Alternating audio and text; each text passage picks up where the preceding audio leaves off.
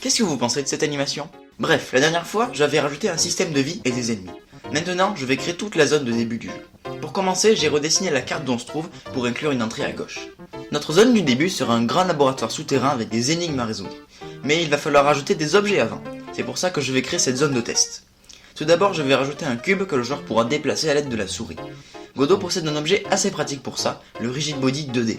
C'est un corps solide qui est soumis à la physique et à la gravité. Pour pouvoir le déplacer, j'ai essayé plusieurs méthodes. Ma première idée consistait à orienter le cube vers la souris et le faire avancer quand on clique. Ça n'a pas vraiment marché. Ensuite, je suis parti sur un concept plus simple. Le bloc détecte quand la souris le touche et quand on clique dessus. Si les deux conditions sont réunies, il met sa position à celle du pointeur de la souris. Vu que ça a marché, j'ai ensuite rajouté quelques modifications au niveau des collisions et de la gravité quand on déplace le cube. Voilà le résultat avec une texture de test. Ensuite, j'ai créé un interrupteur et une porte. L'interrupteur s'active quand le joueur ou le cube est dessus. Dans ce cas, il envoie un signal à la porte qui lui est assignée pour lui dire de s'ouvrir. Ce qui donne ça. J'ai ensuite dessiné les textures puis je les ai importées dans Godot. Donc l'interrupteur possède deux textures selon qu'on appuie dessus ou pas. Et comme on avait l'impression de passer à travers, je lui ai même rajouté une petite hitbox.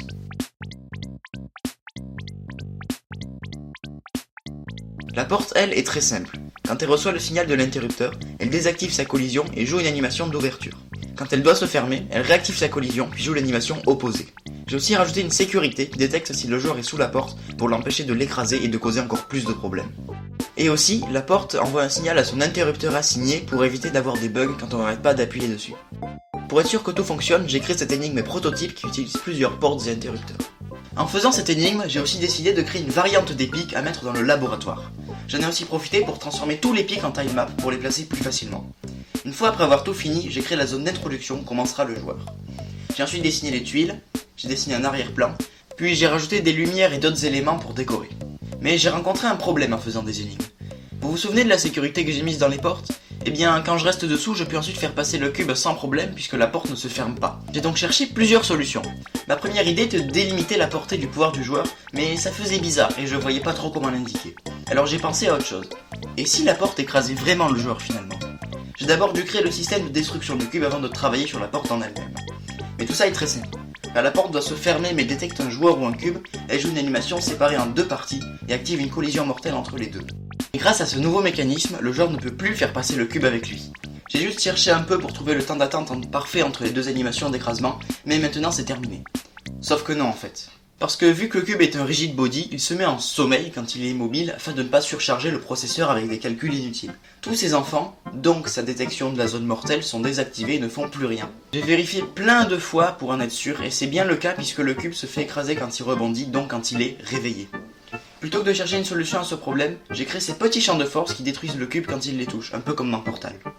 Ensuite, j'ai rencontré un problème que je n'avais pas remarqué. A la base, je voulais rajouter une animation quand le joueur récupère un cube.